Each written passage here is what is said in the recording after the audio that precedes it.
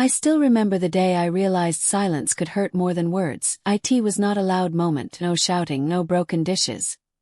Just a soft sentence that stayed in my chest like a stone. My daughter-in-law stood in my kitchen, holding a cup of tea I had just made. She did not look angry, she did not raise her voice, she only smiled and said, "Mom, things are different now. You don't have to worry anymore." I nodded that I smiled back. And I stayed quiet. That was the day I understood something had changed in our family. Not suddenly, not violently, but slowly, like a door closing without a sound. I am Saad's mother. I raised him with love, patience, and prayer. I believed that when a son marries, a family grows. I believed love only multiplies. I was wrong. Or maybe I was only half right. This is not a story about a cruel daughter-in-law. This is not a story about a bad son.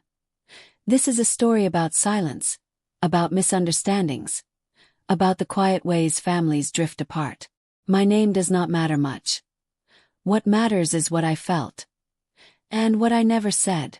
Sana came into our lives like a gentle breeze. Soft voice. Lowered eyes.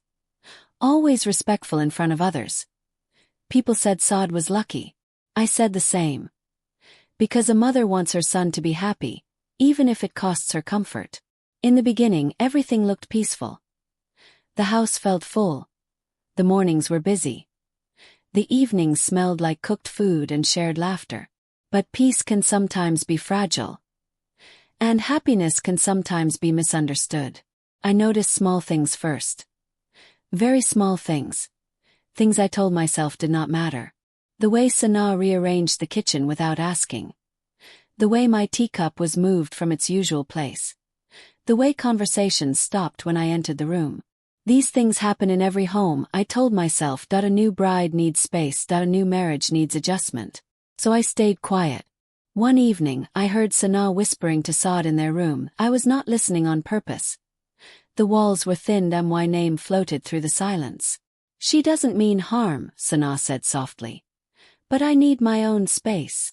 Saad did not reply immediately. When he did, his voice was low. "I understand," he said. That word stayed with me. Understand. I wondered who was understanding me. At dinner that night, we sat at the same table. 3 people, 1 family. Yet something invisible stood between us. Sana served Saad first. Then herself.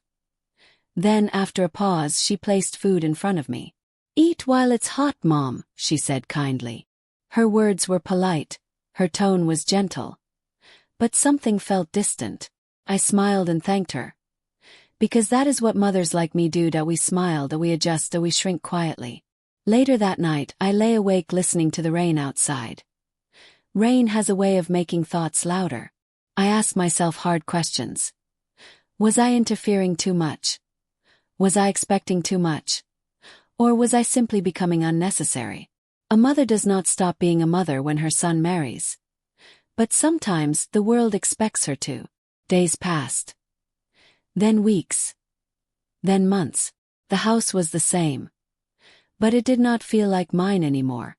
Sana began making decisions without telling me. New curtains. New rules. New routines. She was not rude. That made it harder. If she had shouted, I could have cried. If she had insulted me, I could have defended myself. But she stayed calm. And so did I.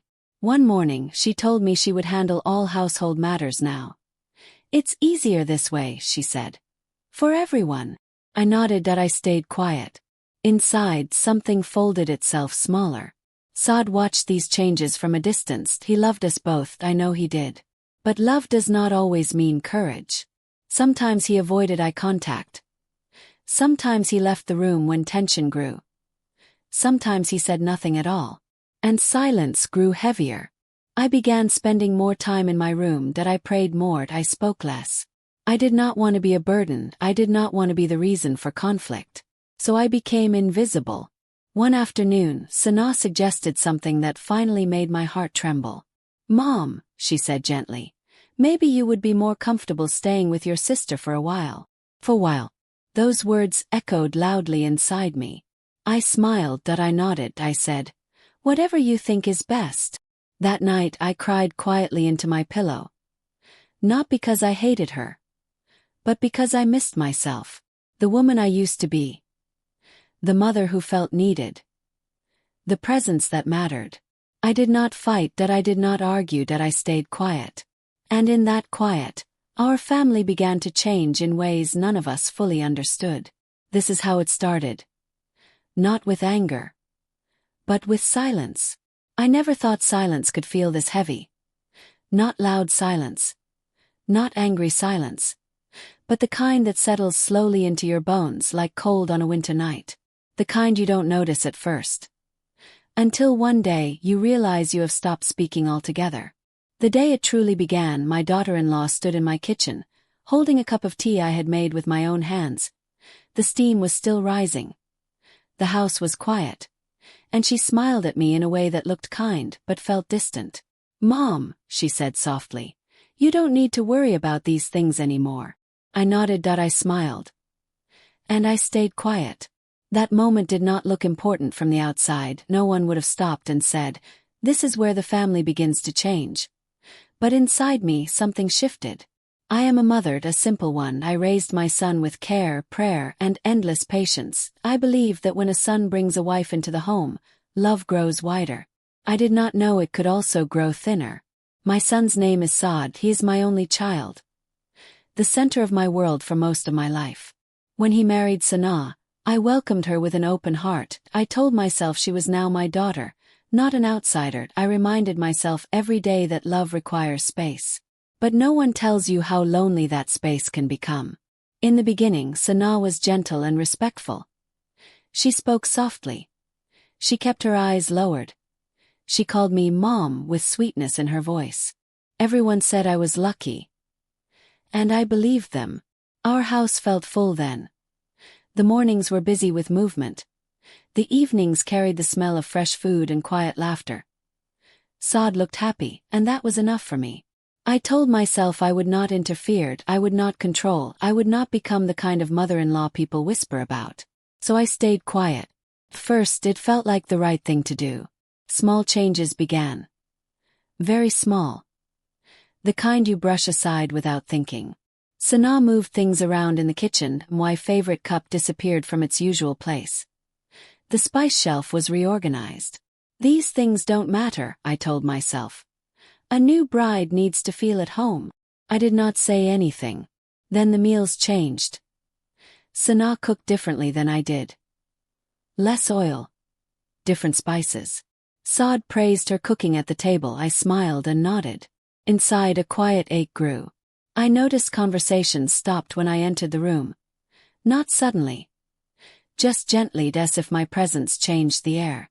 Sometimes Sanaa and Saad would sit together, whispering, their voices low, their laughter soft. I would pass by and pretend not to hear my name. "She doesn't understand yet," Sanaa once said. "She means well," Saad replied. "Give it time."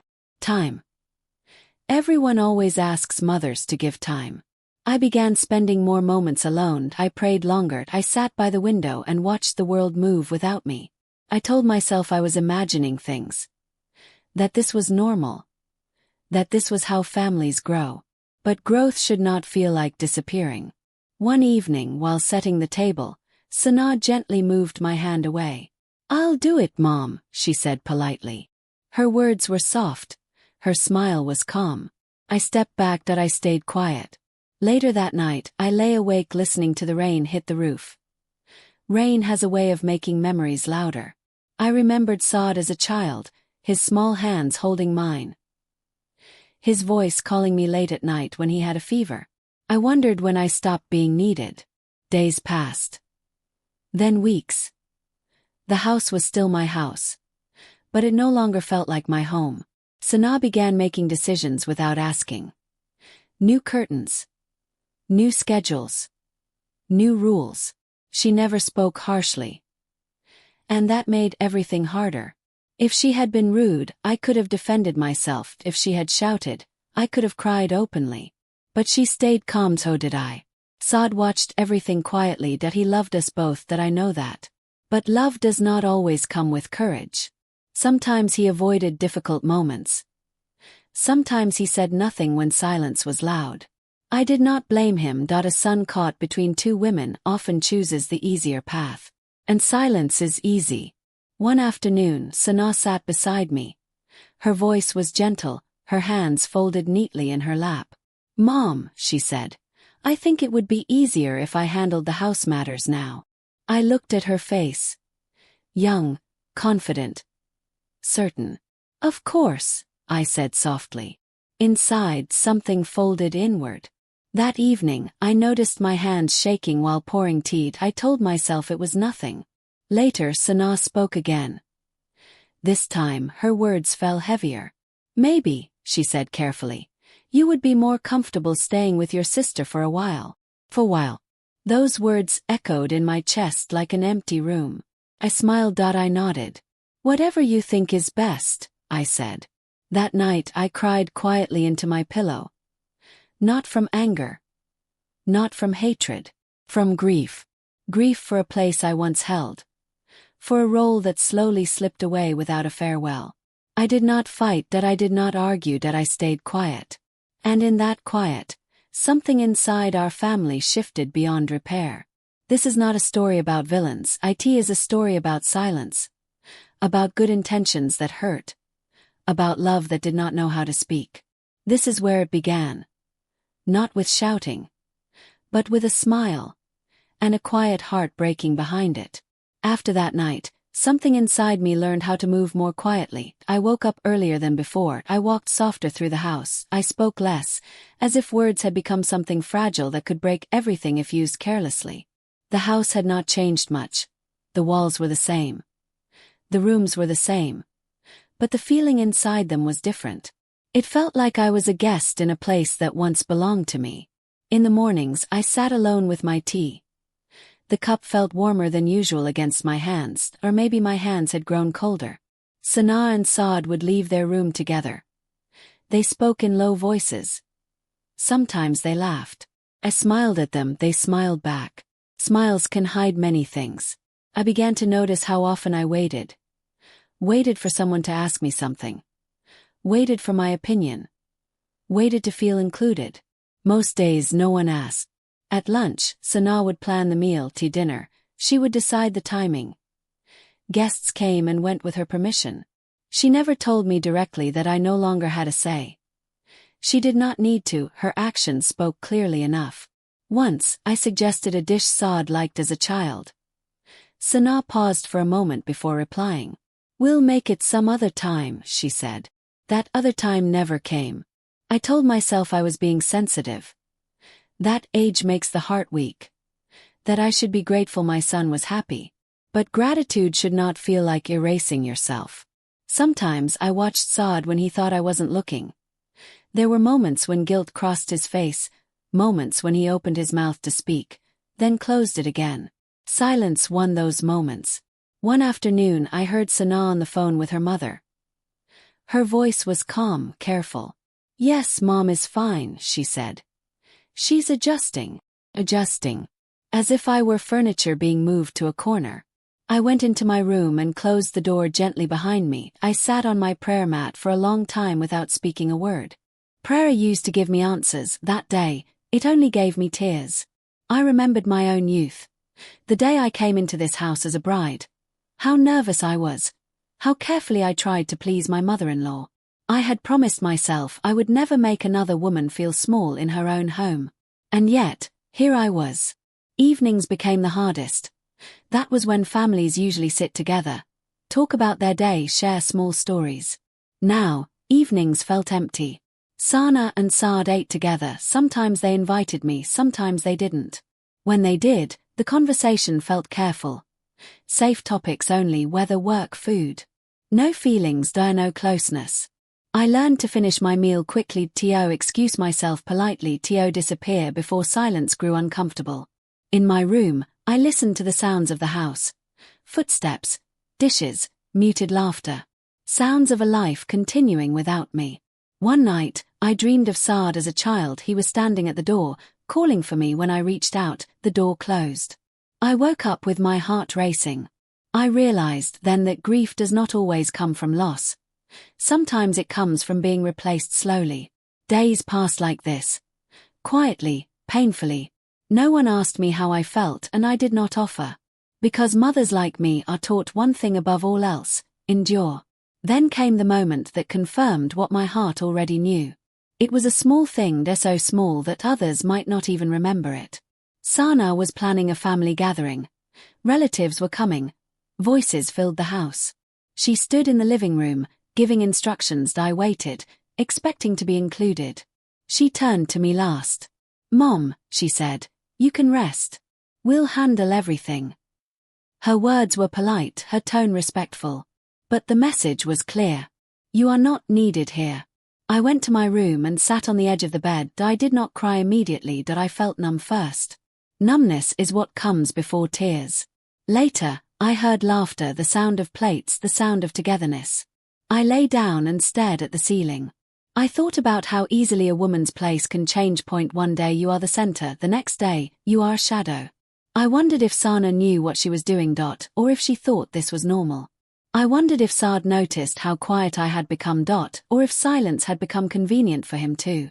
That night, I packed a small bag, not to leave, just to feel prepared. Preparation is a kind of protection. I folded my clothes slowly. I touched old memories hidden between the fabric. A scarf Saad gave me years ago. A letter from my late husband. Photographs of a life that once felt full. I realized something painful then. I had stayed quiet for so long that no one knew how much I was hurting.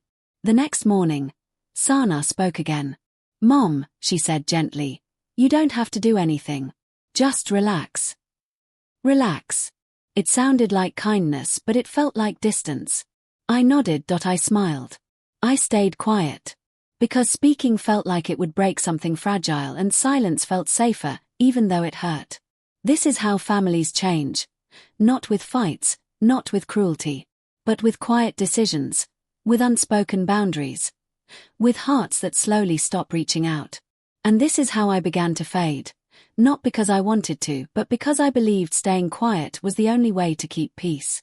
Before Sana entered our lives, our home followed a simple rhythm, not perfect, not exciting, but steady. It was just Saad and me for many years. After my husband passed away, the house grew quieter, but it never felt empty. Saad filled it with his presence, his footsteps, his questions, his dreams. I lived for those small things.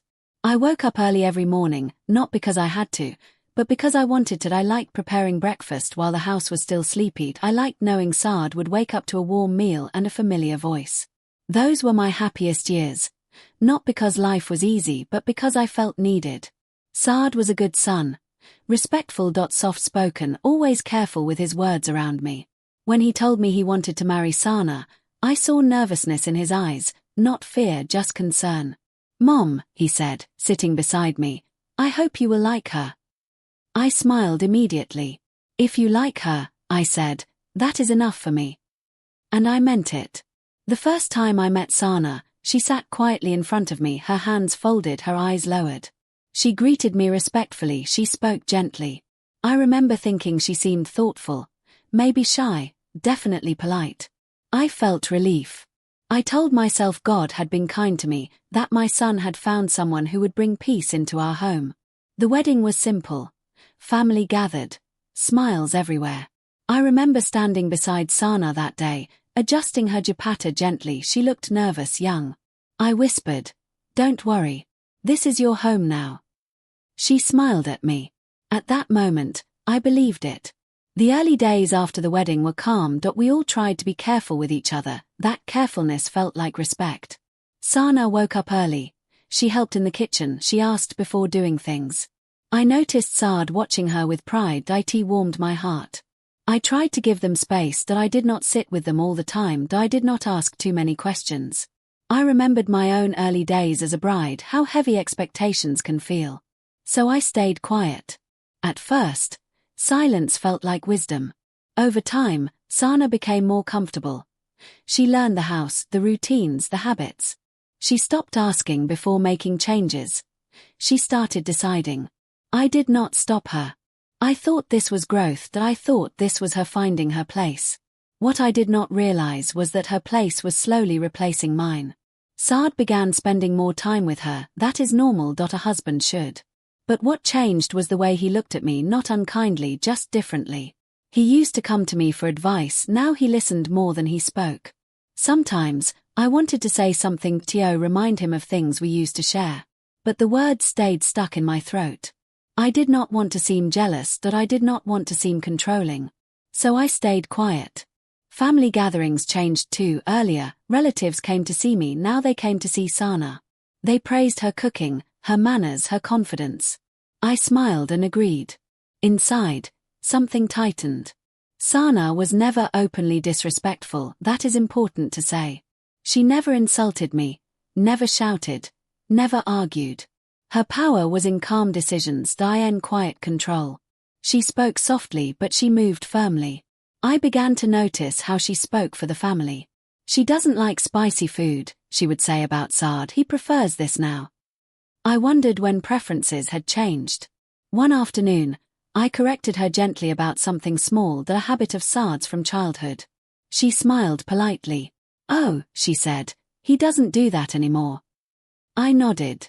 But I knew he did. That moment taught me something, why memories were slowly becoming irrelevant. Saad never corrected her. He never said I was wrong. Not because he wanted to hurt me, but because correcting her would have created discomfort. And discomfort is something many people avoid. Especially sons. As weeks passed, I began to feel like I was living on the edges of my own life, present, but not central. I cleaned my room. I prayed. I watched the days pass. I told myself this was maturity, that letting go was part of motherhood. But no one teaches you how painful letting go can be when it happens too fast. One evening, I tried to talk to Saad. Not a complaint. Just a feeling. Son, I said gently, do you think I interfere too much? He looked surprised. No, Mom, he replied quickly, you're fine. That was all. No conversation followed. I understood then that my feelings were not something he knew how to handle. And so, once again, I stayed quiet. As time moved on, I learned to measure my days differently, not by hours but by moments when I felt included, and moments when I did not.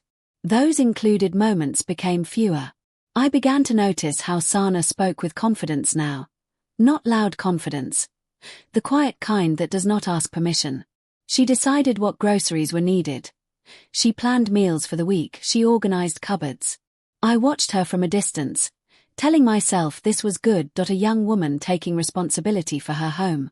Still, I felt something slipping away.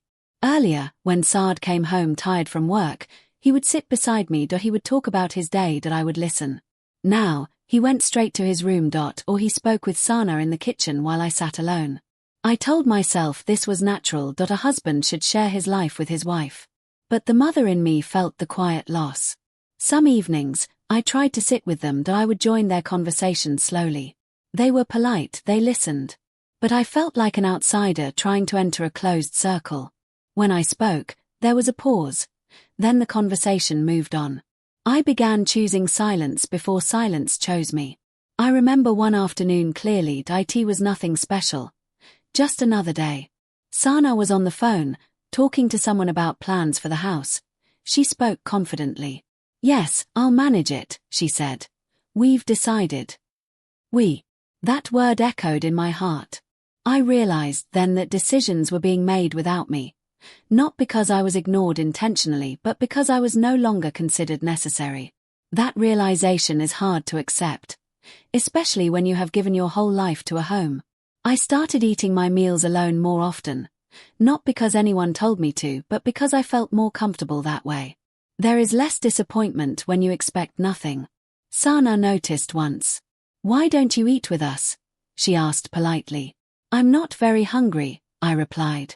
That became my usual answer. Hunger can be physical, but it can also be emotional. I did not know how to explain that kind. Family members visited sometimes, they praised Sana. She's managing everything so well, they said. I smiled and agreed. No one asked me how I felt and I did not tell. Because telling would mean admitting that something was wrong, and I did not want to believe that yet. I thought perhaps this phase would pass, that with time, things would balance again. Time, however, moved in only one direction. I noticed Sana correcting me in small ways, never harshly. "Mom, we don't do it like that anymore," she would say. Or, "Saad prefers this now." Each sentence was gentle. Each one took something away. I started doubting myself. Why memories? Why importance? One day, I tried to recall a time when Sana had asked me for advice recently. I could not think of one. Earlier, she asked about everything. Cooking, cleaning, traditions. Now, she knew better. Or maybe she thought she did. Saad supported her quietly. Why not disagreeing? Why not correcting? Silence can be a form of agreement. Sometimes, I caught him looking at me with concern as if he sensed my sadness. But sensing is not the same as understanding. And understanding is not the same as action. I did not want to burden him. He was building his life, his future. So I stayed quiet. I began spending more time with my thoughts. That is dangerous when thoughts are heavy. I remembered how my own mother had felt after my marriage, how she had grown quieter too. At the time, I did not understand her silence. Now, I did. Life has a way of teaching lessons too late. One evening, Sana told me she had invited some friends over. She informed me, not asked. "They'll be here in the evening," she said. I nodded. She planned everything. The food, the seating. I watched from the side. During the gathering, people laughed. They praised the home. I sat quietly, smiling when spoken to. Someone asked Sana a question about the house. She answered confidently. "This is how we like it," she said. Again, that word. We. That night, I went to my room early and my head hurt. I realized something important then. I was not angry. I was not jealous. I was grieving. Grieving a role that was slowly taken away without acknowledgement. Grief does not always come with tears. Sometimes it comes with silence. I asked myself if I should speak. If I should say something before it was too late. But every time I imagined speaking, I imagined hurting Saad. I imagined tension. I imagined being called difficult. So I chose the familiar path. I stayed quiet. This is how the setup of my story was built. Not with cruelty, not with intention, but with silence, politeness, and unspoken expectations. 3 people living under one roof, all meaning well, all misunderstanding each other. And none of us knowing how close we were to a breaking point. As weeks turned into months, I started to feel time differently. Days blended into each other. Not because nothing happened, but because nothing involved me anymore. I learned how to stay busy without being noticed. I cleaned my room carefully. I folded clothes that were already folded. I wiped surfaces that were already clean. Keeping my hands busy kept my heart quieter. Sana rarely asked me to help anymore. When she did, it was for small things. "Can you pass me that?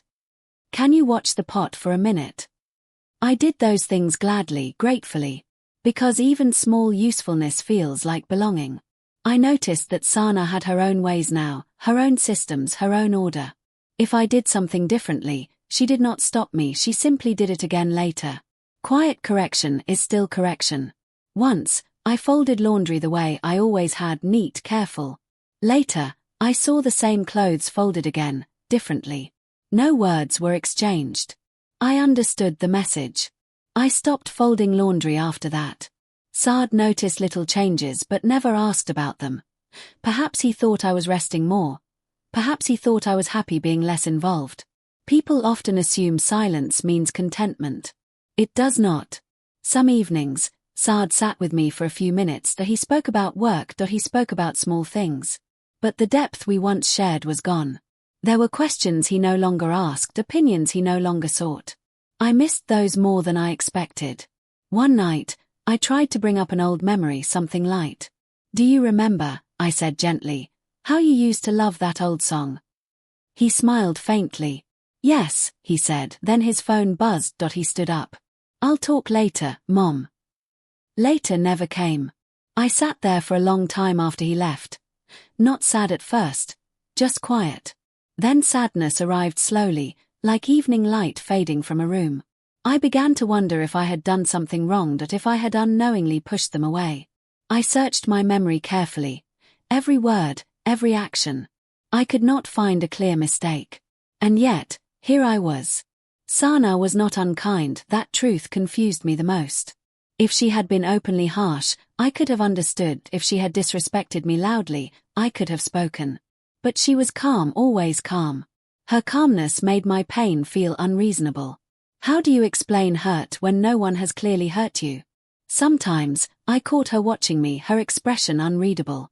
I wondered what she SW'd, an old woman, a burden, or simply someone in the way. I did not know. Once, during a quiet afternoon, she sat beside me. You should rest more, she said. You've done enough in life. Enough. The word sounded final. I smiled and nodded. Inside, something ached. I had not realized how much of my identity was tied to doing serving being useful. Without that, I felt like I was slowly disappearing. I began spending more time outside my room, just sitting quietly, not to interfere, just to feel part of the space. Sana moved around me smoothly, like water flowing around a stone. Saad moved between us, careful and silent. I knew he loved us both, that I never doubted that. But love without balance creates quiet damage. One evening, I overheard Sana talking to Saad in the kitchen. She needs to rest, Sana said softly. She shouldn't worry about household things. Saad replied, yes. Just that. Yes. That single word confirmed what I had been avoiding. Decisions were being made about me, without me. That night, I lay awake thinking about how easily roles change. One day, you are the center, the next day, you are someone to be managed. I remembered my husband's words from long ago. A home is not just walls, he used to say, it's where people feel needed. I wondered if my home still knew me. Days passed again, slowly, quietly. I stopped offering suggestions altogether, even when I had them. I stopped correcting things that were wrong, even when it mattered. Peace felt fragile, that I did not want to be the one who broke it. But peace built on silence is not peace, it is avoidance. Still, I stayed quiet. This was the foundation of everything that came later. The calm before emotions rose. The quiet before truth demanded to be spoken. 3 people. One home. Each holding feelings they did not know how to share. And none of us realizing that silence was slowly preparing us for a much deeper pain. The change did not arrive all at once, it came quietly, like a crack in a wall that grows wider with time. At first, I only felt uncomfortable, then I felt unsure. Slowly, that uncertainty turned into pain. Not sharp pain, dull pain, the kind that stays with you all day. I noticed that Sana had begun correcting me more often. Still politely, still softly. Mom, it's better if we do it this way, she would say. I nodded every time. But inside, something resisted. I had lived in this house longer than she had been alive. Yet suddenly, I felt like I knew nothing about it anymore. One morning, I woke up late, not very late, just later than usual. When I went to the kitchen, breakfast was already done. The table was set. Saad was eating. No one had waited for me. Sana looked up and smiled. Good morning, Mom, she said. I didn't want to disturb you. I smiled back. But my chest felt tight. For years, breakfast had been my responsibility. My moment. Now, it was gone. That day, I realized something important. Even kindness can hurt when it replaces you. As days passed, Sana began making plans without informing me at all. Doctor appointments, house repairs, family visits. I found out about them later. Sometimes from Saad, sometimes from others. Once, a relative asked me something about a plan Sana had made. I didn't know what to say. I'm not sure, I replied honestly. The look of surprise on their face stayed with me. I felt small. I felt unnecessary. Saad started trusting Sana's words over mine, not because he doubted me, but because her voice was always there. Mine had grown quiet. One afternoon, I tried to help again. I really did. Sana was cooking, and I noticed she was about to add too much salt. I spoke gently. Maybe a little less, I suggested. She paused, just for a moment. Then she smiled. I've got it, Mom. She added the salt anyway. Later, when Saad tasted the food, he said nothing. He just drank more water. I said nothing too. Silence won again. But something inside me hardened slightly that day. I began to feel like my presence made Sana uncomfortable. Not angry, just uneasy. As if I reminded her of something she didn't want to think about. Maybe authority, maybe comparison, maybe history.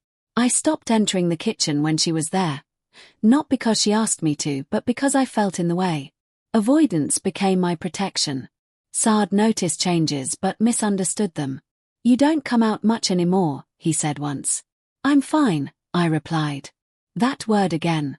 Fine. It has hidden many broken hearts. The tension grew quietly between Sana and me. Not in words but in actions. She stopped asking my opinion completely. She stopped waiting for my agreement. She started speaking for me. "She's tired," she would say if someone asked something. "She doesn't like that anymore." I listened silently. Once, I wanted to say, "That's not true," but the moment passed. Moments pass quickly when you hesitate. The biggest change came when Sana started managing Saad's time. What he ate, where he went, who he met. Again, nothing wrong on the surface. A wife has that right. But the way she spoke made it clear, I was no longer part of those decisions. One evening, Saad told me they would be visiting Sana's parents for a few days. "They?" I asked gently. "Yes," he said. "You'll be okay here, right?" I nodded. Of course, I would be okay. I was always okay. The house felt emptier when they left. Not peaceful, empty. I walked through rooms that no longer felt alive. I realized then that my silence had trained everyone to believe I needed nothing. And people treat you based on what they think you need. When they returned, Sana brought gifts for everyone. She handed mine to me politely. "I hope you like it," she said. I thanked her. The gift was nice, but it did not fill the distance. That distance was growing now, slowly, steadily. I began to feel irritation sometimes, then guilt for feeling it. I reminded myself again and again. She is not bad, she is not cruel, she is just different. But difference, when unmanaged, becomes division. One evening during dinner, Sana corrected me in front of Saad. "Mom, we've already decided that," she said calmly. Decided. Again that word. Saad kept eating that he did not look up. I felt heat rise in my face. Not anger. Embarrassment. I excused myself quietly and went to my room. That night I did not sleep. For the first time I admitted the truth to myself. I was not just fading. I was being replaced. And I had helped it happen by staying quiet. After that night I became more aware of myself, of where I stood, of how much space I took. I noticed how often I checked my words before speaking. How often I stopped myself halfway through a sentence. It felt safer not to finish thoughts. Sana began setting clearer boundaries, though she never called them that. She spoke gently but firmly. "We'll handle this. It's already decided. You don't need to worry." Each sentence sounded like care. But together they built a wall. I started feeling nervous in my own home. Not afraid. Just unsure. Unsure of what I could say. Unsure of what I could do. One morning I rearranged a small corner of the living room. Nothing big. Just moved a vase back to where it had always been. When Sana noticed, she paused. "Oh," she said, "I moved it there for a reason." Her tone was polite. Her meaning was clear. I apologized immediately. "I didn't know," I said. She smiled. "It's okay," she replied. But something changed after that. I stopped touching things altogether. Saad watched these moments quietly. Sometimes I saw confusion on his face. Sometimes discomfort. Once he tried to joke. "You two are too careful with each other," he said lightly. Neither of us laughed. Carefulness had already turned into distance. I began to feel a quiet resentment forming inside me. Not toward Sana alone. Toward myself too. Why didn't I speak earlier? Why did I let things go this far? But regret comes late. Always late. One afternoon, Sana planned a dinner with relatives. She did everything herself. She informed me, not asked.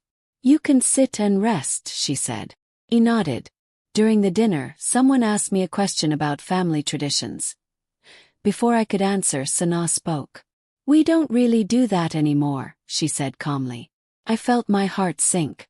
Not because traditions matter so much, but because my voice no longer did. I looked at Saad, that he avoided my eyes. That hurt more than Sanaa's words. That night I finally allowed myself to cry openly. Not loudly. Just quietly, the way I did everything now. I realized that the conflict was no longer just between me and Sanaa, it was between me and the silence I had created. I had trained everyone to move around me carefully, to decide for me, to manage me. And now, I didn't know how to step back into my own life. The tension began showing in small ways. I grew tired more often, that I felt irritated over little things. Then guilty for feeling irritated. Sanaa noticed my tiredness. "You should really consider staying with your sister for a bit," she said one evening. "Just until you feel better." Her words were calm, but they felt heavier than before. This time I didn't reply immediately. I looked at her face. Young. Composed. Certain. She was not trying to hurt me, I knew that. She was simply creating a life where I did not fit. "I'll think about it," I said softly. Saad looked up quickly. "Mom," he said, "only if you want to." He nodded. That night I realized something important. The conflict was no longer hidden, it was quietly visible to all three of us. No one was speaking it out loud, but everyone felt it. I started imagining what life would be like away from this house, with my sister in a smaller space. Less familiar. The thought scared me. But it also brought a strange sense of relief. Relief from feeling unwanted in my own home. I hated myself for feeling that way. One evening, Sanaa corrected me again, gently but firmly, in front of Saad. "Mom, please don't interfere," she said calmly. "We've already decided."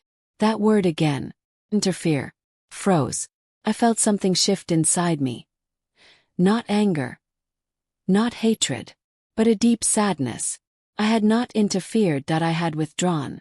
But perhaps even my presence felt like interference now. I excused myself and went to my room. This time I did not cry. I sat quietly and thought. For the first time I considered speaking up. Not to argue. Not to accuse. Just to be heard. But fear stopped me. Fear of being misunderstood. Fear of being called difficult. Fear of hurting my son. So I stayed quiet again. But silence was no longer peaceful. It was heavy. Uncomfortable. Pressing. And I knew deep down that something had to change soon. Because a heart can only stay quiet for so long before it breaks. The days grew longer. And so did my quiet discomfort. I began noticing small patterns I could no longer ignore. Sanaa would plan Saad's meals without asking me. She would rearrange furniture for better flow, politely disregarding my suggestions. Even small things like moving my favorite cushion felt like tiny erasures of my presence. I tried to convince myself these were minor changes. She was young. She was learning, she meant well. But good intentions can still hurt. Saad, caught between us, began to grow quieter. Not absent. Just careful, measured. He would sit with us, speak a few words, then excuse himself. I watched him more often than I admitted, noticing how his body language subtly shifted around her, how he deferred to her without thinking, how his eyes avoided mine. I began feeling invisible. Even when he was there. Even when I was speaking. The first confrontation, or what could have become one, arrived in a way no one expected. It was an ordinary afternoon. I was in the living room, folding laundry. Sanaa entered, carrying a basket of clothes I had already washed. She set it down in the corner and smiled at me. "I'll handle this, Mom," she said softly. "You should rest." I looked at her hands, holding my work, her hands, so young, so capable, so confident. I said nothing. I did not want to argue, I only nodded. But inside my heart tightened. After she left, I sat quietly, folding my clothes by myself. I realized something I had refused to see. Every day my space was shrinking. Not dramatically, not loudly, but steadily. Quietly, imperceptibly, until I wondered if there would be any space left for me at all.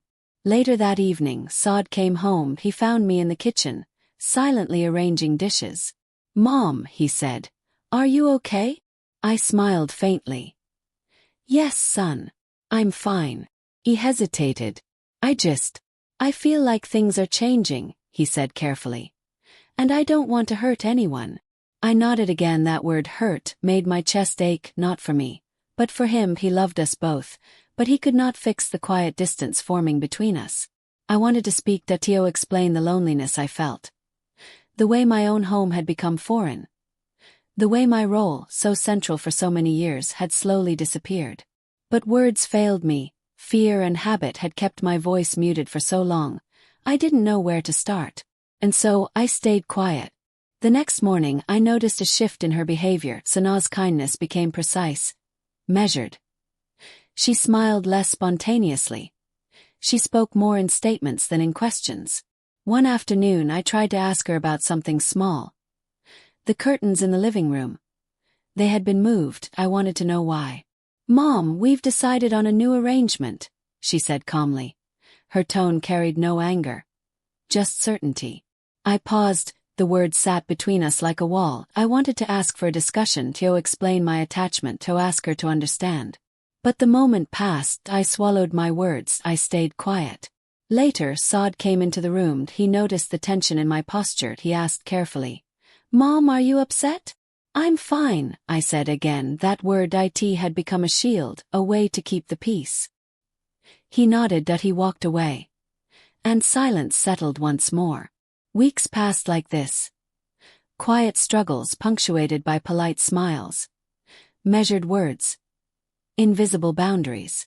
I began to notice small slights that made the heart ache more than open anger ever could. Sanaa would rearrange my things. She would decide what needed to be done. She would call Saad to her side when she needed confirmation, instead of consulting me. It was not overt disrespect. It was quiet dominance. The kind that whispers, "You are no longer central here." I started sleeping poorly. Walking carefully. Talking cautiously. Even my laughter felt controlled. One evening, a minor incident made the tension nearly visible. Sanaa wanted to host a small gathering of her friends. She asked me to prepare snacks. I nodded, eager to be useful. When I began, she gently stopped me. "I'll do it, Mom. Don't worry." She smiled. Her voice was soft, polite. I froze. I realized that even when she involved me, it was only in a token way. Participation without agency. I excused myself quietly and retreated to my room.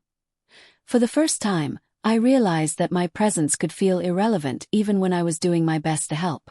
That night, Saad came to check on me. "You look tired," he said. "Are you really okay?" I nodded. "Yes, son. I'm fine." I was not fine. Not even close. But I had grown so accustomed to silence that I could not yet speak my pain aloud. Days later, the tension escalated in another subtle way.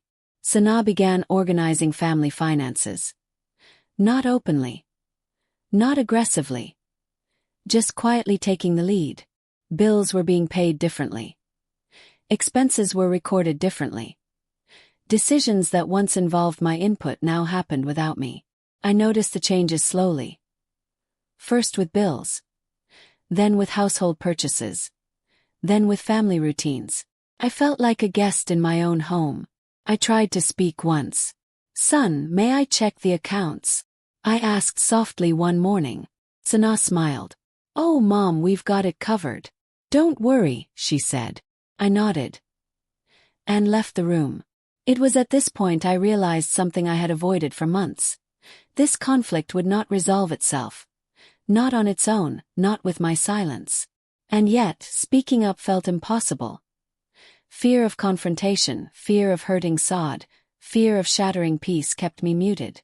The tension built slowly, like water in a jar rising imperceptibly. Each polite word, each quiet correction, each subtle shift of authority added to the weight. By now, I was constantly aware of my place, or lack of it, in the house. I observed Sanaa's movements, her decisions, her authority. And I could no longer ignore how central she had become. That evening, a small incident made the rising conflict nearly unbearable.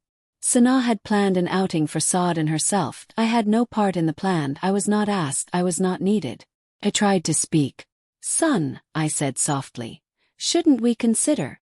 Sanaa cut me off gently. Mom, it's fine. You can stay here and rest. I nodded, but my chest ached. Saad looked between us. He wanted to intervene, but he didn't know how. And so the quiet conflict held. I stayed silent. That I retreated to my room. I prayed. I thought about all the moments I had been pushed aside without realizing it. And I realized the rising conflict was no longer something small. It had grown in the quiet corners of the house. In polite words, in calm corrections, in subtle decisions. It was there. And it could no longer be ignored. The day it all became real, I remember it clearly. It started like any other. The morning sun filtered through the curtains, painting the floor in gold. Birds chirped outside. The house was quiet. I went about my usual routine, making tea, arranging the chairs, tidying the kitchen. Sanaa entered after her morning routine, smiling as always. Polite. Certain. But something was different that day. I could feel it in the air. Though nothing had been said, it was subtle, almost invisible, yet heavy. She had already made plans for the entire family that morning. I discovered them by accident when I walked past the living room. Sanaa and Saad were discussing something quietly, leaning over a piece of paper. They'll arrive this afternoon, she said. Everything's ready. Froze. Not because I had anything against her plans, but because for the first time I realized the house was no longer mine. Not even partially. Even my son, the one I had raised, spoke with her authority in mind. I took a deep breath. I told myself it was nothing. It was just plans. It was normal. I should have expected this. Yet something inside me tightened. That a small knot, quiet but firm, lodged in my chest. Later I tried to help in the kitchen. Even a simple offer to wash the vegetables was declined. Mom, I've got it, she said politely. Please sit and rest. I obeyed. That I always obeyed. But that day, something inside me began to stir, a quiet, undeniable sense that I had been replaced. And the truth, long hidden beneath layers of politeness and silence, now pressed against my ribs. That afternoon, the first confrontation, or what would later be remembered as the turning point, began with something small. Sanaa asked me to sit in the guest room while she prepared for the visitors. I agreed silently, retreating as usual. But instead of reading or praying, I watched through the slightly open door. She was arranging everything. The seating, the table settings, the flowers, even the arrangement of cushions. Her hands moved with precision, confidence, and ownership. Every movement reminded me that I was no longer central here. I was a quiet observer in my own home. Saad entered the room for a moment. He glanced at me, hesitated, and then said nothing. He knew the pattern, he knew the routine. He had been silent for too long. Then it happened. A guest arrived early. Sanaa, as always, greeted them warmly. She invited me to join, politely but firmly. Mom, please, you can sit here. Don't worry about anything, she said. I smiled. That I wanted to respond with words that mattered. But no words came, so I remained quiet. The guest looked at me and said something about family traditions, something I had always managed. Before I could answer, Sanaa spoke. We don't do it that way anymore, she said calmly. Her tone was smooth, polite, but firm. Froze.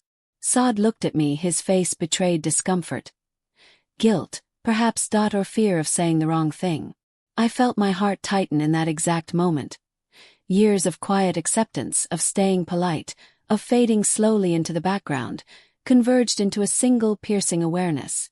I had been replaced. Not by cruelty, not by anger, but by calm, steady, quiet authority that did not need to shout to claim its place. After the guests left, I tried to speak to Saad privately. I wanted to tell him, to explain, to find some middle ground. Son, I said softly, I feel that my role here is changing, that I am no longer needed. He sighed deeply. That he sat beside me, his hands folded. You're always needed, Mom, he said. But things are different now. Sanaa has her ways. Yes, son, I said. I could not tell him the depth of my hurt. I could not tell him how small I had begun to feel, invisible in my own home. And I didn't. Because words had never been my allies when it came to preserving peace. The next few days were unbearable in ways I did not expect. Sana began making decisions about Saad without consulting me. Finances, household repairs, even invitations to distant relatives. Not in a rude way, not aggressively, but always as if my opinion no longer mattered. And Saad complied. Not because he wanted to hurt me, but because he wanted harmony. Because he loved us both. Because he could not find the words to navigate the new space we shared. One evening I tried again. "Son," I said softly, "may I speak to you for a moment?" He looked at me. "I'm listening, Mom," he said carefully. I feel like I am fading here," I said. "My place in this home, in this family. It feels smaller every day." Saad's face fell. "I didn't realize, Mom," he said. "I thought you were, okay. I thought you were fine." I smiled faintly. "I've stayed quiet," I said. "That's why you didn't notice." Silence followed. We sat together, two people holding the weight of unspoken pain. Then came the incident that changed everything. Sana had decided to host a small family gathering for her friends. She did everything herself, from the food to the seating. I offered help, quietly as I always had. "Mom, really, you can rest," she said. "I've got it covered." I tried to interject. "I'd like to help." She smiled politely and gently interrupted. "No, Mom. It's fine. Don't worry." The words pierced me, softly but clearly. Even when I tried to participate, I was denied. Not harshly, not angrily, but enough to make me realize the extent of my replacement. I excused myself quietly. I went to my room and sat down, my hands trembling slightly. Not from anger. Not from rage, from deep, quiet grief. I thought about everything I had done for this house. Every meal. Every celebration. Every long night spent worrying for my son. Every small act of love that had built this home. And now, none of it mattered. Sana was capable. Saad loved her. And I had become almost invisible. That night, Saad came to check on me. "Mom," he said softly, "you're quiet. Are you really all right?" I shook my head slowly. "No, son," I whispered. "I am not all right." Saad's eyes filled with concern. I didn't realize," he said. "I thought things were smooth." "Smooth?" I asked softly. "They are smooth for everyone else. But not for me." I could feel the walls closing in. The weight of months, maybe years, of quiet acceptance had finally pressed down enough to make me speak. Not because I wanted to hurt anyone, but because I could no longer be silent. Saad held my hand, quietly. He did not speak, that he could not. And I did not expect him to, that I only needed him to hear me. This moment, quiet and unassuming as it seemed, became the turning point. For the first time, my presence, my pain, my voice mattered. Sana would eventually notice. Saad would eventually realize. And the family that had slowly shifted without my consent now had to face the truth. I spent the rest of that night reflecting. Not in anger. Not in bitterness. But in understanding. I had stayed quiet for so long. I had protected their peace at the cost of my own presence. And silence had allowed me to be replaced. Not by force, but by calm authority and gentle exclusion. And that night I promised myself something. I would no longer fade silently. I would no longer allow my home, my family, or my son's life to feel complete without my voice, even if it had to be gentle, careful, and loving. The days after that night were heavier. I felt the weight of months, maybe years, of quiet sadness pressing on me. Everything I had kept inside was now pressing for acknowledgement. Sana noticed, not immediately, but subtly. She began to watch me with a new awareness. Though still polite, her calm smile sometimes faltered when I lingered in the living room longer than usual. Her movements carried a small hesitancy, almost imperceptible, but I felt it.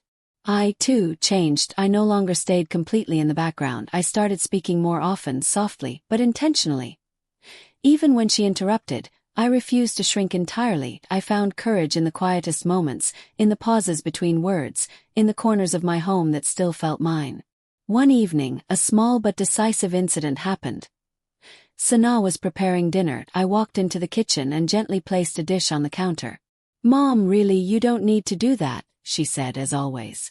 "I know," I replied. But I want to. She paused, I could see it in her eyes. For a moment, she hesitated. It was not anger, it was recognition, a subtle acknowledgement that I had a right to be here, that I had always had a role in this house. Saad came in at that moment. He saw the tension, the hesitation in both of us. He quietly set his hand on my shoulder. "Mom, let her do it if she wants," he said softly, addressing Sana. "And she can help if she wants. Let's just be together." The words were small, gentle, but they held power. For the first time, I felt that my presence mattered, not because I had been quiet, but because I had spoken, because I had chosen to show up in small ways. That night, I lay awake thinking about everything that had happened. How easily a mother can be edged out of her own home. How carefully a daughter-in-law can assume authority without raising a voice. How silently a son can be caught in the middle, unsure how to honor both love and respect. I realized that the turning point was not a single moment. It was a series of small moments.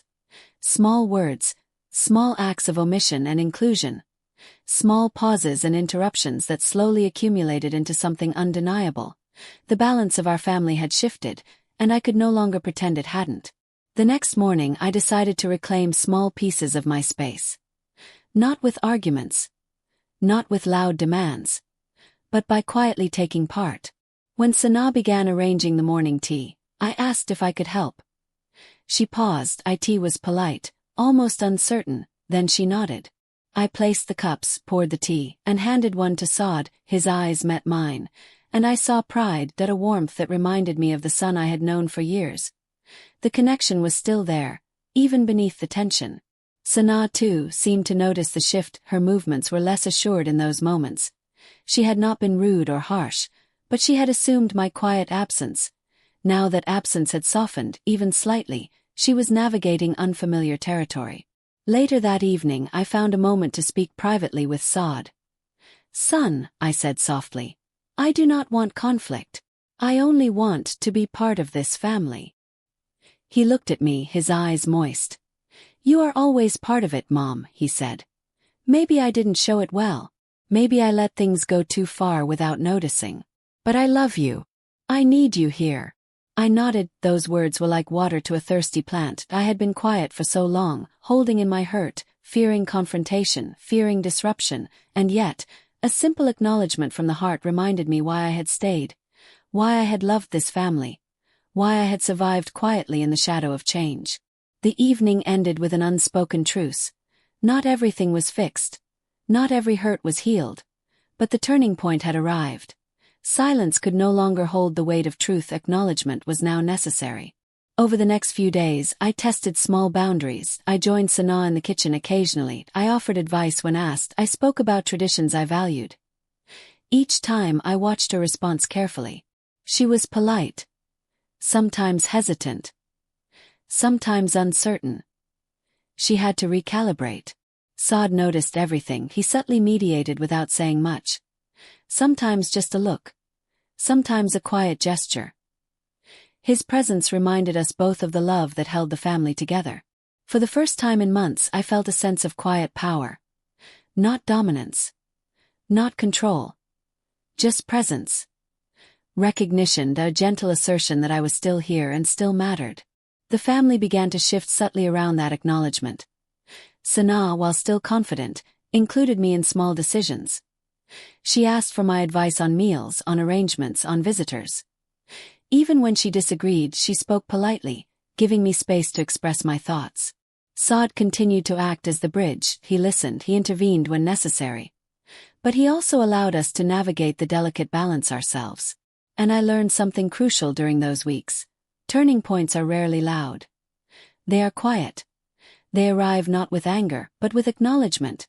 They arrive not with confrontation, but with gentle assertion. And they arrive only when the heart can no longer endure silence. That was the beginning of change. Not the end. Not resolution.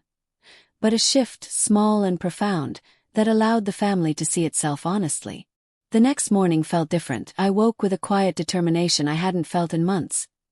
The house was still calm.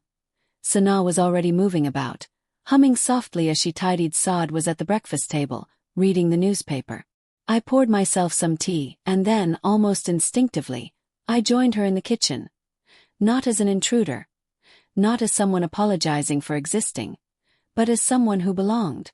"Mom, you don't have to help," Sana said politely, noticing me. "I want to," I said softly, smiling. It was not defiance, it was simply acknowledgement of my presence. She paused for a moment, her hands frozen mid-task. Then she smiled faintly. "All right," she said. "Let's do this together." The words were small, simple, but the weight behind them felt significant. Saad glanced up from his newspaper. Sensing the subtle shift, he smiled quietly, relieved.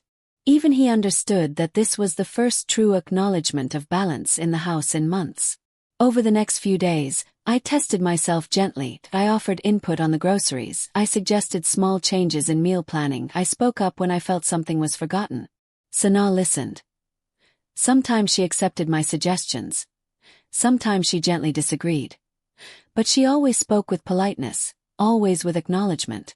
It was a subtle shift, but it changed everything. No more silent corrections, no more quiet exclusions, no more feeling invisible in my own home. Saad noticed the change too. He still mediated carefully, but now he needed to intervene less. He smiled more, he spoke more freely. And I began to see the family I had known slowly reassembling, brick by brick, around quiet understanding. One afternoon, a minor incident revealed the depth of change. Sana had made a small alteration in the living room arrangement, something I had traditionally done. I paused, considering speaking. Instead of retreating, I walked to her gently. "Sana," I said softly, "I think the old arrangement worked well in this corner. Would you like me to show you?" Her hands froze for a brief moment. Then she nodded. "Yes, please." We adjusted it together. No tension, no resentment. Only quiet acknowledgement. Later Saad came in. He looked at both of us. "You see," he said gently. "Together it works better." That was true. And I realized something important. The turning point was not about winning or losing. It was about being seen. Being heard. Being allowed to exist fully without fear or apology. The emotional apex came subtly, over a week of small interactions. One evening, Sana and I were preparing dinner together. We worked in quiet harmony. Not perfectly aligned. Not without minor disagreements, but together. I spoke softly about traditions, about old ways I cherished. Sana listened.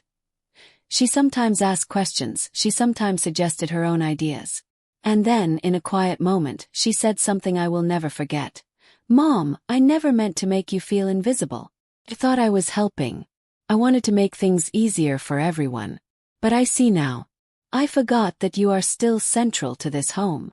Her words were simple, but they carried understanding. I smiled, my eyes wet. "It's okay, son," I said gently. "I stayed quiet for too long. Maybe I should have spoken sooner. But I am here now. That's enough." Saad, standing nearby, exhaled quietly. He had been holding his breath, waiting for this acknowledgement to bridge the silence that had grown between us. That night, the home felt lighter. Not because everything had been fixed, but because recognition had begun. The turning point was not a single confrontation. It was a series of quiet admissions, small acts of inclusion, and mutual acknowledgement that allowed the family to see itself clearly. In the days that followed, our interactions became more balanced. Sana still managed many things. Her confidence and capability were undeniable. But now she included me, not as a token but as a part of the process. We shared the planning of meals, the arrangements of the house, and small family decisions. Even Saad smiled more, relieved that the household was now a shared space again, not a silent battlefield of exclusion. The tension did not vanish immediately. Old habits die slowly. But the turning point had arrived. The subtle, quiet moment where everyone recognized that change was happening, and that acknowledgement mattered more than authority. I realized with calm clarity that silence had been both my refuge and my prison. By breaking it gently, carefully, I had reclaimed my place. Not by force, not by anger, but by the quiet insistence of presence. The family had shifted. The home had shifted.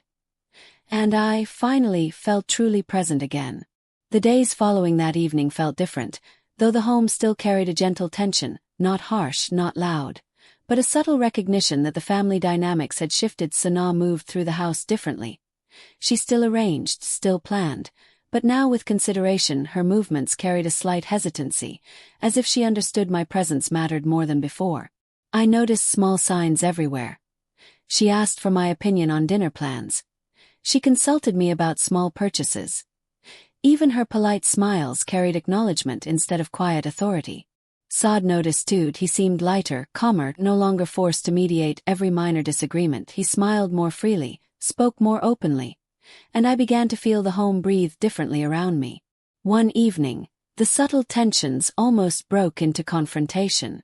Sana had decided to host an old friend for tea. I quietly began arranging cups and snacks as I always did. "Mom," she said softly, noticing me. "I've got it. You don't need to do that." I hesitated. For a long moment, I considered stepping back silently, as I always had. But something inside me had shifted. I could no longer fade into invisibility. "I know, son," I said softly. "But I want to help. Let me." She paused, her hands froze in mid-motion. Then she smiled faintly, uncertainly. "All right," she said. "Let's do this together." Her smile was polite, yet it carried the weight of acknowledgement. For the first time, I felt the quiet power of being seen. Saad watched from the doorway. His face carried relief, pride, and love. He had been silent, uncertain, and caught between us for too long now. He saw something shift, slowly, gently, into place. Later that night, I found myself sitting beside Saad in the living room. The house was quiet. The soft hum of the refrigerator filled the silence. "Son," I said softly, "I do not want conflict. I only want to be part of this family." He took my hand gently. "You are always part of it, Mom," he said. "Maybe I didn't show it well. I let things go too far without realizing. But I love you. I need you here." I smiled faintly, tears forming in my eyes. It had taken months, maybe years, to arrive at this point. And yet, the acknowledgement of love, presence, and value felt more powerful than any argument or confrontation ever could. The next day, I began asserting small pieces of my presence quietly but intentionally. When Sana prepared breakfast, I offered to set the table. She paused, then she nodded. "Yes, please, Mom." We moved together in harmony. Not perfectly. Not without minor disagreements. But together. For the first time in months, I felt part of the household rhythm again. Later, Saad asked me for advice about family finances. I answered softly, offering small suggestions. He listened carefully. Not out of obligation, but out of respect. Sana noticed too. Her polite hesitancy remained, but she began including me more naturally. We began negotiating minor household decisions with gentle words, not silent authority. The most important shift, however, happened in the quietest moments. One evening, Sana and I were preparing dinner together. We spoke softly about meals, traditions, and family stories. I shared memories from years past. She listened, sometimes asking questions, sometimes offering suggestions of her own. And then she said, softly, sincerely, "Mom, I never meant to make you feel invisible. I thought I was helping. I wanted to make things easier for everyone. But I see now. I forgot that you are still central to this home." Her words, simple as they were, carried deep recognition. They healed months of quiet hurt. They bridged the gap between two women who had once been strangers under the same roof, and now shared space and understanding. I smiled, tears forming gently. "It's okay, son," I whispered. "I stayed quiet for too long. Maybe I should have spoken sooner. But I am here now. That's enough." Saad, who had been quietly observing, exhaled. He had been holding his breath for months. Finally, the tension could ease. The days after the turning point felt different in subtle ways. The air in the house seemed lighter. Rooms felt warmer. Even small corners like the kitchen table or the living room sofa carried a sense of presence I had almost forgotten. Sana no longer moved around me as though I were invisible. Her voice, still calm and polite, now carried acknowledgement instead of quiet authority. She began asking my opinion, consulting me on meals, arrangements, and small plans. It wasn't about control or dominance anymore. It was collaboration. I noticed how Saad's presence had changed too. He no longer felt the heavy responsibility of constant mediation. He smiled more freely. He laughed more often. He allowed the two of us to communicate openly, without fear of tension escalating. For the first time in months, I could feel the warmth of the family as a shared space, not a battlefield of silent adjustments. One afternoon, a small moment felt like a turning stone for all of us. Sana was preparing tea. I offered to arrange the snacks. She hesitated, then nodded. We moved together, quietly, in harmony. "You know, Mom," she said softly, "I've learned so much from you. Not just about the house but about life. About caring, patience, and love." I smiled, feeling my chest tighten with quiet emotion. "You've always been capable, son," I replied gently. "But we all have something to teach each other. That's what family is for." Saad, watching us, smiled softly. "I think we're finally learning that," he said. And it was true that we were learning. Learning to share the home, the decisions, and the love that bound us together. In the days that followed, the home became a space of shared care. Not perfect. Not without differences. But with respect. With acknowledgement. With love. I began participating in decisions again. Sana encouraged it. Saad supported it. We laughed together, we shared small stories of the past, we celebrated the small victories in daily life. Even small routines like tea in the morning or preparing dinner carried new meaning. Every shared task became an act of connection. I realized that the resolution of conflict is not about winning, it's about presence, it's about recognition, it's about being seen, heard, and valued. And that is exactly what we achieved. I also learned something about myself during this time. I had stayed quiet for too long, hoping to preserve peace. But silence, while protective, can also erode your place in life. Speaking gently, honestly, and lovingly is necessary, even if it is uncomfortable at first. Even small words carry power when they come from the heart. Sana, too, learned a valuable lesson. Her gentle authority, though well-intentioned, needed to include others. She discovered that a home thrives when collaboration and acknowledgement replace quiet dominance. And Saad, as always, learned that mediation and love are most effective when paired with honesty and respect. As the weeks passed, our home felt alive again. Rooms were filled with laughter, quiet conversation, and warmth. We shared meals, stories, and small decisions. No one felt invisible, no one dominated. Balance returned slowly, naturally, without force. I often reflected on how close we had come to drifting apart. How easily silence and good intentions can fracture a family. But now we were together. Finally together. And that peace, gentle and quiet as it was, became the foundation of our renewed family bond. Days turned into weeks, and the quiet harmony in the house began to settle. It wasn't sudden, it wasn't dramatic. It came slowly, in small gestures, small words, and small acknowledgments. Sana began including me in her plans naturally.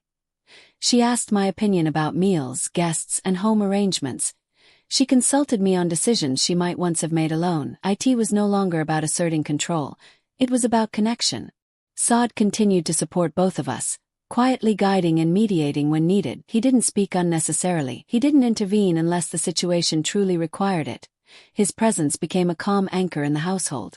And I, for my part, began to speak softly but deliberately. I offered suggestions. I shared stories of traditions I valued. I took part in small decisions I had once stepped away from. The subtle changes brought a surprising warmth to the home. Even the air felt lighter. Even the familiar corner seemed softer, more welcoming. One afternoon, Sana asked me to help set the table for a small family visit. I walked into the dining room, smiling gently. "Mom, can you help me with the cutlery?" she asked. I nodded, and together we arranged the plates and glasses. We moved in harmony, talking quietly. Not arguing. Not correcting each other. Just working together. When Saad entered the room, he paused, he watched us for a moment, then smiled softly. "You see," he said quietly. "Together it works better." It did. It felt natural, warm, and whole. Later that evening, as we sat together after dinner, I reflected quietly. I had stayed silent for months. I had feared confrontation. I had thought my presence alone was enough. But silence, I realized, had allowed distance to grow between us. Speaking softly with care and honesty had begun to heal that distance. Acknowledgement, not argument, had restored my place. Small gestures, patient listening, and gentle inclusion had shifted the family's rhythm back toward balance. Sana, too, reflected this understanding. She spoke with gentleness, patience, and respect. She no longer corrected me silently. She asked for my thoughts, even when she disagreed. She made space for me, not out of duty but out of respect and love. Saad's quiet mediation became less necessary as both of us learned to communicate. He could finally relax and enjoy the home again. The peace that had been fragile and tense now felt stable and comforting. Small, everyday moments became the symbols of our renewed harmony. We shared meals with laughter and conversation. I joined in planning family visits and celebrations. Sana asked for my advice on small household decisions. Saad observed quietly, ensuring that each voice was heard. Even the smallest gestures mattered. A smile exchanged over morning tea, a gentle nod when someone suggested a new arrangement. The quiet satisfaction of working together instead of apart. And through all of this I realized something profound.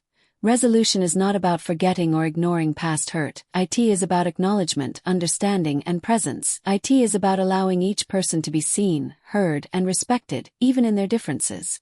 One evening, as the sun set softly outside the window, I sat in my favorite chair. Sana and Saad were in the kitchen, preparing snacks together. I closed my eyes for a moment, feeling the warmth of the home around me. I thought about the months of silence, the subtle tensions, the small exclusions that had felt so heavy. And I realized how far we had come, that we had found balance, we had found understanding, we had found peace. Sana approached me and handed me a cup of tea. "Here, Mom," she said softly. "Let's sit together for a while." I smiled that I accepted the cup, feeling the warmth in my hands, and in that simple act, I understood that the family had healed. Not perfectly, not completely, but gently, quietly, in ways that mattered most. Saad joined us a moment later. He placed his hand lightly on mine. "I'm glad we're together," he said. "And I'm glad we've learned to understand each other better." I nodded. "Yes, son. We are together. And that is enough." From that day onward, our home felt alive with quiet understanding. We worked together, we laughed together, we honored each other's space and opinions. I realized finally that being quiet is not always a virtue. Sometimes silence can create distance. Sometimes speaking gently, honestly, and with care is what restores connection. Sana, Saad, and I began building a new rhythm, one that included respect, collaboration, and acknowledgement. It was not about power or control. It was about presence, care, and love. Even small disagreements became opportunities for learning, not for tension. Even small gestures of inclusion became moments of connection. And the days continued to flow gently, like sunlight through morning curtains. Our home felt lighter now. But it wasn't empty of effort or awareness. It was alive with quiet respect, care, and acknowledgement. Sana began inviting me to help in ways she once assumed I would quietly accept without comment. "Mom, what do you think about arranging the living room this way?" she asked one afternoon. I smiled, feeling the weight of months of silence lift. "Let's try it this way," I suggested softly, and together we adjusted the furniture, sharing small laughs over cushions that didn't quite fit, and the memories of how things had been in my younger days. Saad watched from the doorway, his eyes soft with relief. He had always loved both of us, but he had been caught between caution and duty for far too long now. He could simply enjoy our quiet collaboration, no tension. No unspoken arguments. Only the rhythm of family life restored. Evenings became moments of shared reflection. After dinner, we would sit together in the living room, the soft hum of the refrigerator in the background, the fading sun casting a gentle glow across the room. Sana would tell stories of her childhood, and I would quietly share mine. We laughed together, we paused together, we sometimes disagreed gently but always listened. Saad would join in when necessary, but mostly, he allowed the conversation to flow naturally between us. It was the kind of calm harmony I had longed for but had feared lost forever. There were moments when I felt a pang of the old hurt, memories of the days when I felt invisible. But instead of bitterness, I felt grateful for what we had learned. Those months of quiet tension had taught me the importance of speaking softly, asserting gently, and seeking acknowledgement without aggression. Sana had learned as well. Her confidence remained, but it now included care and respect for the presence of others. She understood that home is not just about efficiency or organization. It is about relationships, respect, and shared love. Saad, always the bridge, had learned that love is not only about keeping peace but about honoring the voices and feelings of everyone involved. One particular afternoon marked a subtle but important milestone. We were preparing for a small family visit. Sana asked for my advice on the menu. I suggested a few traditional dishes, which she listened to with interest. We worked together in harmony, quietly laughing when a dish didn't turn out perfectly. Saad entered the room and, without speaking, placed his hand lightly on mine. It was a small gesture, but it carried immense meaning. Acknowledgement, relief, love. Later, as we served the food, I realized that the house no longer carried the weight of tension. It no longer felt like a stage for quiet exclusions. It was alive with connection and shared care. The most important lesson I learned during these days of quiet resolution was this: harmony in a family does not come from silence or avoidance, but from gentle acknowledgement, open communication, and mutual respect. I realized that even small acts, asking for an opinion, listening attentively, sharing a task, could rebuild bonds that seemed fragile. It was not about authority or control. It was about presence, recognition, and love. Sana began inviting me to help plan family events, consider arrangements, and share stories of our home's past. She asked for my advice and respected it, even when she ultimately chose differently. And I, in turn, spoke with care, offering suggestions without insisting on them. Saad smiled quietly, content. The weight he had carried between us had lifted. The family, once tense and uncertain, now moved with gentle rhythm, understanding, and quiet affection. Felt at peace. The house felt different now. Not because the walls had changed or the furniture moved, but because the energy had shifted. Quiet, gentle, and steady. Like sunlight filtering through the curtains in the early morning. I often sat in my favorite chair, sipping tea, watching Sana and Saad move about the home. We moved together now like a team, each of us present, each of us acknowledged. Small acts, pouring tea, setting the table, sharing a smile, carried deep meaning. The harmony was quiet but undeniable. I reflected on the months that had passed. The tension, the silent hurt. The moments when I felt invisible in my own home. And I realized something profound. Sometimes silence can protect, but it can also isolate.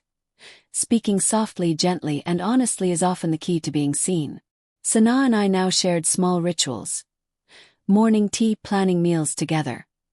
Exchanging quiet smiles across the kitchen counter.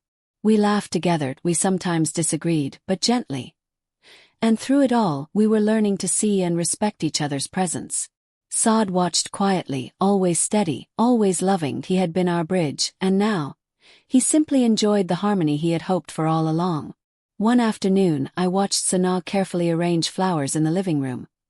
"Mom," she said softly, "I like having you here with me while I do this. It feels right." I smiled, my chest tightening with quiet emotion. "Yes, son," I said gently.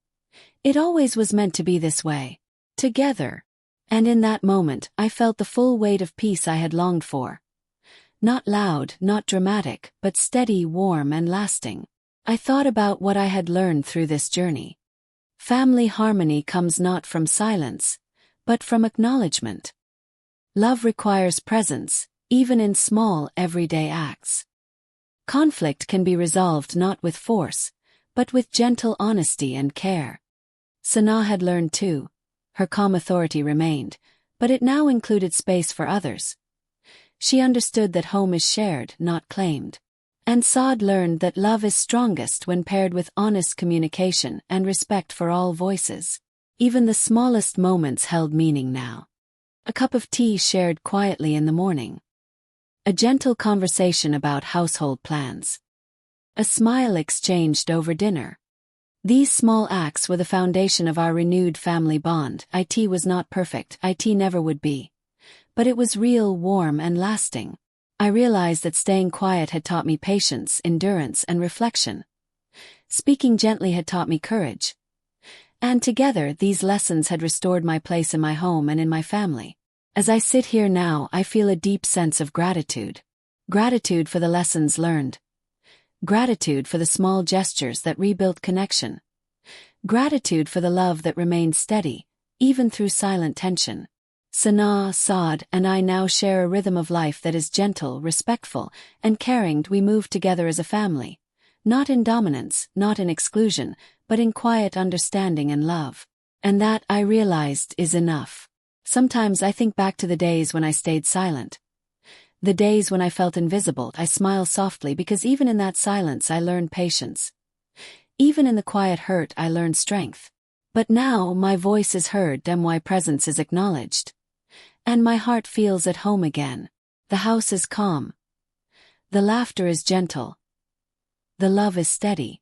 And I know, finally, that family is strongest when every voice is seen, every heart is valued, and every presence is honored. I stay quiet no longer. Not because I wish to command, but because I have learned the quiet power of being present, being acknowledged, and being loved. And that is the true peace I have found. The evenings now carried a gentle rhythm that I had almost forgotten existed. After dinner, we would sit quietly in the living room, sometimes talking, sometimes simply enjoying the comfort of being together. There was no need for explanations, no need for tension. Even silence felt warm and shared.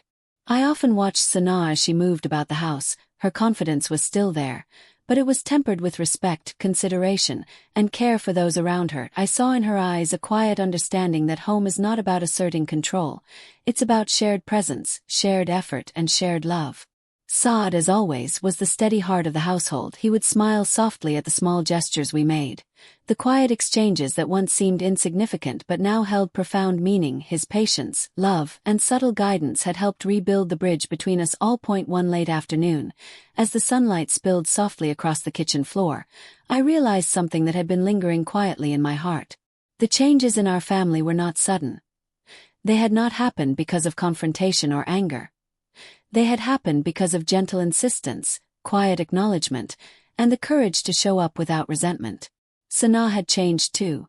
Not in who she was, but in how she related to us. Her gestures were small, but her consideration was sincere. Her words were calm, but they carried respect, and slowly, almost imperceptibly, the warmth returned to our home. I remember one evening particularly clearly. We had all sat down together for tea. Sana poured the milk into the cups carefully. Smiling at me, I arranged the biscuits on a plate. Saad placed his hand gently on mine as he sipped his tea.